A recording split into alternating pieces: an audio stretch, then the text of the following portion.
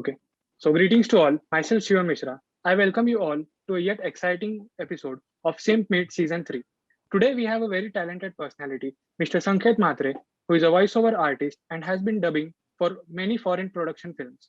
Not only this, he has also dubbed on various shows like Discovery, TLC, along with television commercials and radio spots on television. Welcome to SymMeet Sanket sir. We are honored to have you Thank you so present much. here. Yes, we are honored to have you present here for us, with us for this interview.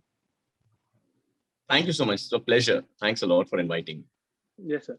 So let's just get started. So, sir, my Yeah. first question to you will be: you have spent 15 years in the industry, dubbing for more than 100 movies and animes. So, Right. how would you describe this journey? Um, I would describe it as one of the most satisfying journeys of my life. It started by accident. I didn't know anything about the industry when I started it out. I used to do theater, and that's how I kind of got an opportunity to showcase my voicing skills for a project quite by accident because the artist didn't show up.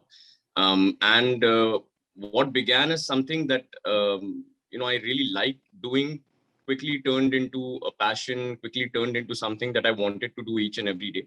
And thankfully, I met some wonderful people along the way, learned a beautiful craft, and 15 years later, like I said, it's one of the most satisfying journeys I've had in my life.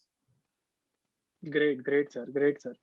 So, I'll just dig into the next question. So, what's Sure. it like to give your voice to so many characters, be it of any age, any genre, Right. and still capture the audience? What's the process like? How do you switch between them? And one more, I will add to this. How Yeah. much time does it take? Sure. So it's honestly speaking a wonderful experience to be able to voice for different characters. Sometimes they can be animals, sometimes they can be inanimate objects like mugs or telephones. Sometimes you could be a doctor who's talking about the coronavirus. Sometimes you could be a 60-foot monster talking about finishing the world off. It's a really exciting thing to wake up every new day and you know be thrilled about what you're going to voice today. I think that's one of those things that attracted me to theater in itself, is to be able to play different characters or to live different lives. Is I think a very enthralling process, and this was a like a logical evolution. Voicing was a logical evolution to that, so it's absolutely a wonderful experience to be able to do that. Now, as far as the remainder of that question is concerned, everybody has a different sort of voice range. The more you kind of explore or keep experimenting, the more you're able to figure out how far your voice will go in any direction. What happened to me was I got lucky because I had auditioned for this animated show called Ben 10, and I had ended up auditioning for the villain initially, but they asked me to take a chance and audition for Ben as well. And the Ben audition actually went through. And when it got approved, incidentally, Ben, the character, turns into 10 different aliens in the show. And because I was just starting out, I was really excited. And I told them, can I try out the other voices? And they said, go for it. And when I started exploring those, like a humongousaur or big chair or a spider monkey, so I realized that there were voices that I could do that I would not have otherwise kind of even tried. But they were in me and I kind of explored them. And similarly, every artist ends up finding his or her range in the process of their work. So I'm glad that I'm able to cover a range of, say, a 19-year-old boy to maybe a very old man who's near the end of his life. So I ended up exploring those characters along the way. Now, what is tricky, like you said, is to remember what each character sounds like, or especially if you're dubbing for a certain character and taking a break and then coming back after a couple of days, weeks, or even months. So what I do personally is I kind of use a mnemonic or like a one line of that character that lets me get into the character instantaneously. So for Ben, it's something like, "Hi, मेरा नाम Ben है, Ben Tennyson. It's hero time. और आज मुझे यहाँ तुमसे बात करके बहुत अच्छा लग रहा है." So I kind of use that one line to get into the character, and then I kind of end up speaking. So for Humongousaur, it's his name. So it's मेरा नाम है humongous और आज इस सेशन में आके मुझे बहुत अच्छा लग रहा है. So, so I use a mnemonic. So I use that one line of that character as a way to kind of get into that character's mind instantly. And then I use that voice once it's locked in my brain to do the other lines. So that's how that's my technique. Other artists might have, a different sort of technique. As far as how much time it takes, it completely varies from what kind of project it is. If it's maybe like an animated episode, which is of maybe 22 minutes, it would take you approximately, half an hour to 1 hour, depending on how much your character has spoken. A film could take anywhere between 1 day to 3 days, maybe even a week, depending on how big budget it is, how much time they've given to finish the project, and how elaborate it's going to be. So if it's for a theater, it usually takes a lot longer because we focus on each and every line. If it's a YouTube thing or a satellite or a television thing, it takes a shorter amount of time because you're trying to run through it a little faster. Your deadlines are closer by. So that's kind of like, in a nutshell, that's the entire process of how I remember the voice, the voices for different characters. Yes, sir. Yes, sir. Great, great. The unique method, like remembering a line about the character, Right. yeah, that surprises me. Like that's a different method for us. Like Yeah, I mean, so I think everybody has their own thing, but yeah, so this helps me a lot. So even if I'm, you tell me to do it after 5 years or whatever, I'm just going to remember that line and it'll kind of fall in place for me. So that's always worked for me well. Yeah. yes, sir. Yes, sir. That's the great thing that amazes me. So, sir, we will jump to the next question. So, a Sure. little is known about you as a theater artist. So, would you describe what would you like to say about the phase of your career? And did theater impact you in dubbing industry? Did the experience of being a theater actor, help you get into the skin of the character? Because it is not just about reading the dialogues. The profession requires getting into the skin of the new character daily. Like you need to improvise Right. and get, get going. So how would you Absolutely. describe this? Yes, sir. Yes. So I would say it theater has had a tremendous impact on my career. I would say it gave me an edge in the initial years of my career when I did not know how voicing is done, what the craft is like. I did not have any contacts or whatever, but I did have my theater background and experience to help me. What theater does is, and I kind of ask people to, when they tell me that they want to become a voice artist now, I always tell them to kind of try and do a couple of theater workshops or you do a couple of plays. What theater does is, first and foremost, it emphasizes that you speak clearly, you enunciate your volume, your breath, your emotion control. All these things are very well taught, very well practiced in theaters, and that is what helps you with voicing. Like you said, um, as opposed to somebody who's on a set in a film, he has his or her co-actor. They have the entire set is built. There's music playing in the background. They have their co-actors in costume. There's props. There's a situation. They're all there, and so the acting comes naturally. It's easy. What we do is, we are inside a room, we are wearing headphones, we're watching this thing happen on the screen, we have a script in hand. We can hear our voice, we can hear their voice, and we are told that this is the scene, and let's go, let's take. And so it's very difficult to be able to recreate that kind of an emotion without having practiced various emotions first. I ended up doing a lot of theater all through college. I did professional theater in English and Hindi. A couple of our plays toured for the Edinburgh Fringe Festival, then went on for New York and Melbourne. So theater really helped me start. I also ended up doing a lot of improv comedy theater. That helps with improvising lines for films like Deadpool. When suggestions are thrown at you, or you need to adapt something in Hindi, but you're told that you need to localize it or make it funnier. So then you take that situation as an improv comedy input and you try to create a funnier scene or funnier line. So a lot of lines get improvised because of that. So theater helps in many ways. And it definitely has given me an edge over somebody who's conventionally come in as a voiceover artist, because it makes it easier for me to perform. In fact, I look forward to the performing aspect of voicing, like for films and animation, versus maybe doing a corporate voiceover, or maybe doing one of those phone IVRs. I enjoy the film process and the animation process more, because it lets me perform these characters. And so if you're planning to get into voiceovers, I really recommend that you do a couple of theater workshops. They'll help you a lot. Yeah.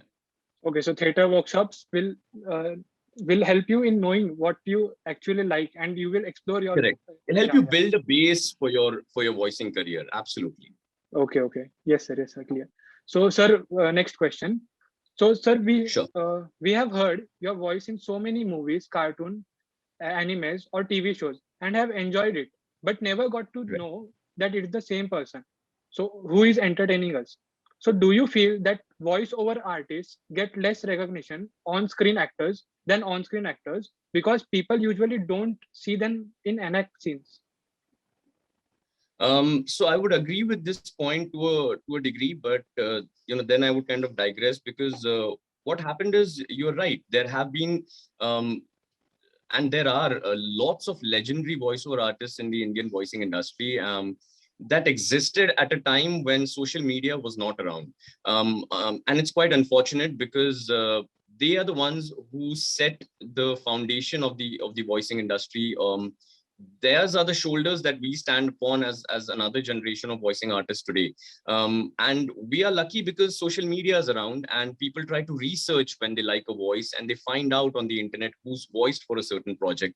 Then people tend to follow those artists on social media. They tend to comment and say that this is the artist I like, or this is the project I like, or they directly give feedback to the artist on their social media. And this is a huge change in the voicing industry. Also, with platforms like Netflix coming in, they've started giving credits to voicing artists at the end of the shows, which are dubbed now, which is another major leap, because generally when films are dubbed from another language to Hindi or whatever language it is, dubbing artists are not credited. And for the longest time, people did not know that such a thing exists. I didn't know it till I began, and then I found out this whole universe of voicing that happens around us, which we are completely unaware of. Because if you think about it, everything around you is a voiceover. If you're sitting in a metro train, the announcement is a voiceover. If you're calling your local bank, the IVR that you hear is somebody who's done a voiceover. If you're sitting in an aeroplane, the safety message, television, OTTs, your ads, radio, everywhere around you, there's a voice artist who's given their voice. And so it's a huge universe, but we are completely unaware of it. And so I'm glad that it's slowly changing with the advent of social media. And so I agree with you that, yes, to a great degree, a lot of artists have missed out on the fame that they could have gotten. But I'm glad that there are, prospects now where fans and, really hardcore fans do their research, end up bringing awareness videos on YouTube, and, talk about projects where different voice artists have voiced for. So I think we're lucky that it's a good time for us artists to be around, this generation of social media, that we are getting our due credit slowly. Yeah. Yes, sir. Yes, sir. So this time period is like the crucial time period for voiceover artists. Like they can, Right. yeah, yeah. Okay, got it, sir. So next question, sir. So you have been publishing 3 minutes to better voice videos on social media to help upcoming artists by giving them valuable tips and information. Right. So a little is known to the Indian industry about the voice art. This series Correct. has been a valuable series for artists who are trying to break into the scene. So how Mhm. did you get the idea of creating these videos? So I stay in Mumbai and I work from Mumbai, and majority of the voicing work happens in Mumbai and Delhi in India.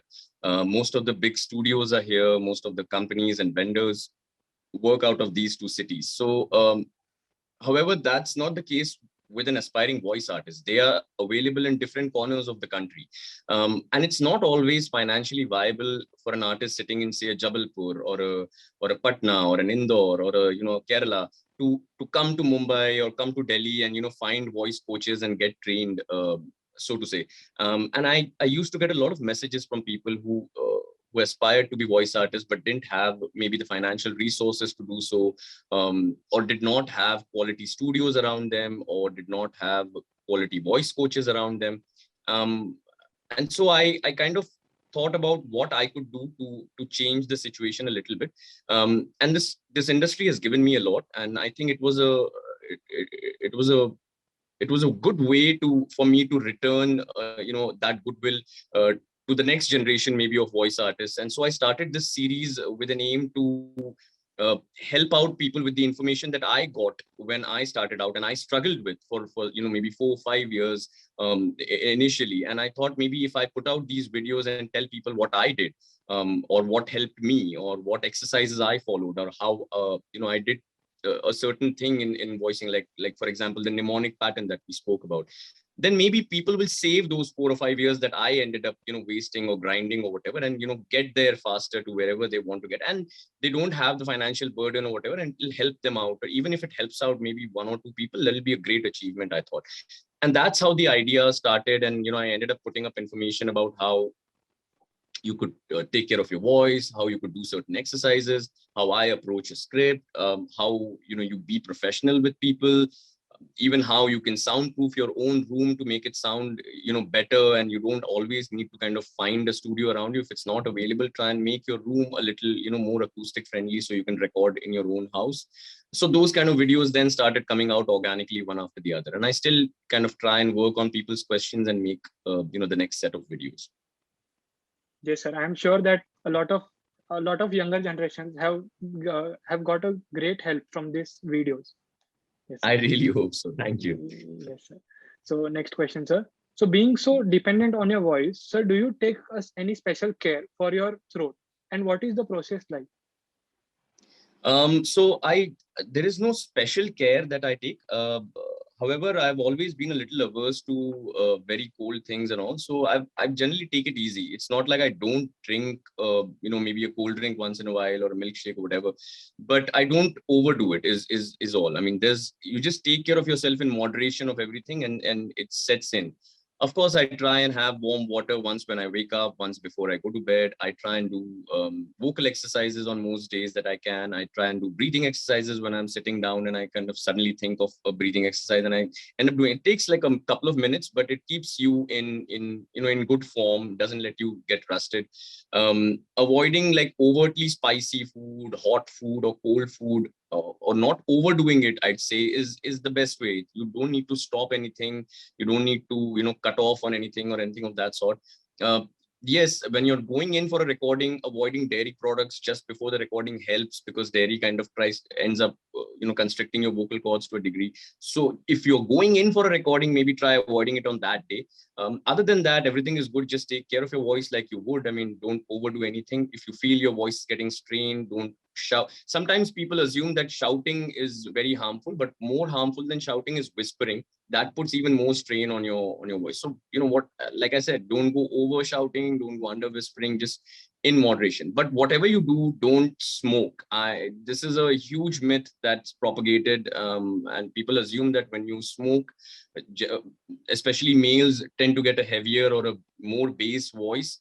That's absolutely not true. And so that's one myth that I kind of make sure that I clear it out with people, and don't try to fall into that trap.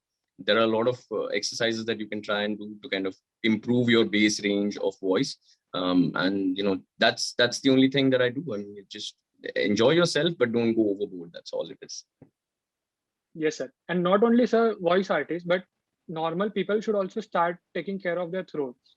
Like, yeah, absolutely. I mean, I think it's one of the most important tools for communication. And like recently, during the COVID thing, I ended up doing a workshop for a batch of nurses and medical care professionals in terms of how they could use their voice effectively. So any field, I mean, it could be a corporate field. If you learn to use your voice effectively, there is no such thing as a good voice or a bad voice. People tend to say that about their voices, that I have a really bad voice or whatever. There's no such thing. It's just about how you are able to use it, how you use your smile effectively. When you're trying to make an important point, how you pause, so these are the things that you need to learn, these nuances of communication. When you kind of learn, you can capture an audience easily, and that audience could be a boardroom meeting. It could be a slew of patients that you're seeing on a particular day, or it could be a studio where you're trying to do a script. It could be any situation. The whole point is to learn how to just use your voice effectively, use your pauses, use your breaths, and that's what helps more than anything else. Yeah. next question, sir. So audiobooks have Sure. recently created a buzz in the market Right. and have been preferred Right. by many over hard copies. So we have Right. also learned that you have recently lent your voice to Karna's character in the audio version of Shivaji Savant Mrutyunjay. How would you describe that experience? It was a fantastic experience. Actually, I had voiced for Mrityunjay in Marathi a couple of years ago. Um, uh, it's one of those books that is really close to my heart because it was a book that my father used to really love and love to a degree that he used to have readings of it, and people would come and sit and hear him, read the book out. And my mother kind of fondly took on the name Brushali after they got married, because she loved the character, and she loved the name Brushali because of Karna. So it was a really a book that was close to my heart, and I loved the opportunity that I got. And then quite recently they approached me for Mrityunjay in Hindi. It's a beautiful book in itself, and to be able to get an opportunity to read it in a character's voice, in his mindset, is truly amazing. And you're right, I mean, audiobooks are taking over slowly, and companies like Storytel and Audible, they're bringing a lot of literature that you wouldn't have otherwise. Kind of sourcing a book, sitting down and reading, which is not always now possible. But people are traveling a lot, and we can always kind of just plug in, and there are really talented voice artists that have lent their voices to these books, and they make them really alive. Like, minus just the visual imagery, the audio kind of also transports you to a certain place, depending on the skill of the reader. And so it's a good time for audiobooks as well, because they're available in multiple languages now, and they are roping in really great artists to do the big titles. And if you've been always wanting to read a book, but you've been like, it's really big, I don't have the time, you can just start listening to one, and who knows, maybe you'll take up to it. Yes, sir, definitely. So you have also a lot of experience as a voiceover artist, and you are one of the Right. best in this field, sir. So you surely would have I some don't know. lessons, advice which you have learned along your journey to excel in this field. Can you share some experiences with our audience? Sure. So there are a couple of things that come to mind.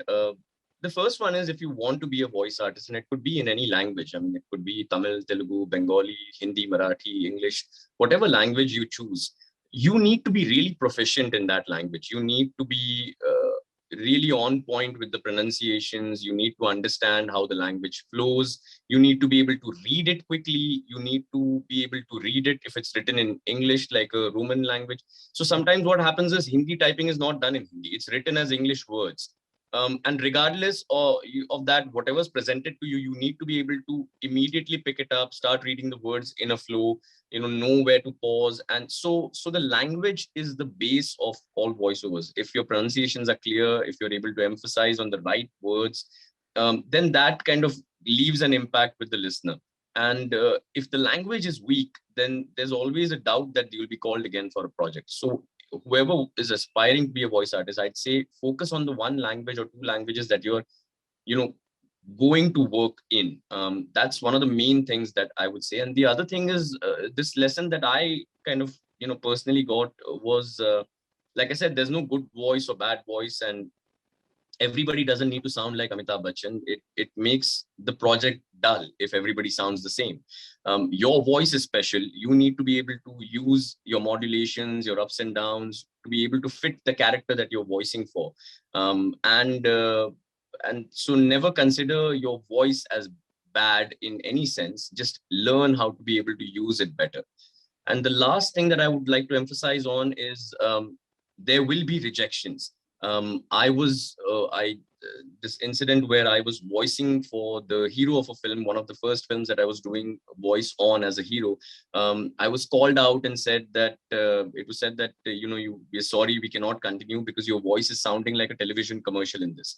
And up till that point, I had not learned the concept of, this whole thing of unlearning, where, if I've done a commercial, I forget the commercial voice and, approach the film voice with a fresh. What I would do is, I would carry the commercial voice into a film, carry the film voice into an animation. And so I was not being able to unlearn whatever I had learned up till that point. And that was a huge hit for me. However, whenever that happens, or even to this day, whenever you get rejected in an audition or whatever it is, I try to remember why I started doing this, and that really helps because I remember that I still enjoy voicing and I want to be able to wake up the next day and voice another character. So a couple of rejections along the way doesn't mean a thing. It just means that whatever it was that I lacked in that audition needs to be polished on and worked on for the next one. And that's how I kind of end up continuing. And that's kind of my takeaway from this. And I hope people kind of take on something out of that as well for themselves. Yes, sir. Yes, sir. Definitely, they will take a good, what we can say, a good advice from you in this I matter. hope. Yes, sir. So next question, sir. So you have Yeah. been a very successful voice artist, as mentioned earlier. So, but Right. sir, let's imagine that in a parallel universe, you were not a voice artist. So, what would your career be? For the longest time, I wanted to be a bus conductor because I always used to think they carry all the money back home and they don't have to give it to anybody. So for the longest time, I wanted to do that. But honestly speaking, if I was not a voiceover artist, I'd still be doing something creative, probably like theater, or I used to have a sound studio before I started voicing, where I would record bands. And record musicians and stuff like that. So maybe that is something that I would still end up doing. It definitely would be something that was still, leaning towards the creative aspect of life, because that is what I really enjoy. Yeah. Yes, sir. Yes, sir. Sure. And sir, one more thing. How do you spend your Yeah. time in this lockdown, sir? Like not missing, Um, going to sets and then recording there. so they didn't let me miss it too much because the work was still going on because people were hooked on to OTT platforms, and so content was still being generated. And we ended up making makeshift studios in our houses, and making pillow forts and setting up our equipment under those. And so I ended up doing a lot of recording during the lockdown as well, right from my home. But besides that, I ended up doing a lot of reading. I ended up learning a lot of new dishes, cooked a lot, and really took I think a break after about 15 years of going out every single day to voice something. And to be able to do that from my house for a bit helped gaining another perspective to it. And now it really feels more exciting when I approach studios, when I'm going there for dubs, because it feels like a whole new experience. And I'm as excited as I used to be a couple of years ago. And because it's all new and I'm entering again and I'm able to stand in that atmosphere. It's very different when you're setting up pillows to record inside them and you should be sleeping on them. And it's very different when you actually go to a professional studio, because the atmosphere helps you perform better, is what I think. And so so the lockdown helped gain a different perspective, but I do enjoy going back to the studios to work now. Yeah. Yes, sir. Yes, sir. Sure. And so lastly, we Sure. ask all our guests, we ask all our guests to give book recommendations to our audience. Oh, So okay. so do you have any favorite books that you would recommend to our audience? So there is this one book, and because we've been talking about voice, I'm going to recommend a book based on voice. So there is this one book called Voice Over Voice Actor, which is by two of my favorite artists, which is Yuri Lowenthal and Tara Platt. So Yuri Lowenthal is the voice of Spider-Man for the games, for the show, and Yuri and Tara used to voice for Naruto. Um, and I've voiced for Naruto as well. So Yuri and me, we have Sasuke Uchiha and Ben 10 in common as the voices. And they've written this book together about the entire aspect of the voicing industry. It starts all the way from what you should do, how to approach auditions, how you take care of yourself, a lot of things. So I definitely recommend that book to anybody who's aspiring to be a voice artist, or generally aspiring to, know more about their voice and be better at the use of it. So that is one book recommendation I would love to give to everyone. Yes, sir. Sure, sir. So thank you so much, Sanket sir. It was an honor Thank to you. have you for our SymMeet. Thank you so much, sir. Thanks a lot. It was my pleasure to be here. Thanks for inviting. Bye bye. Thank you.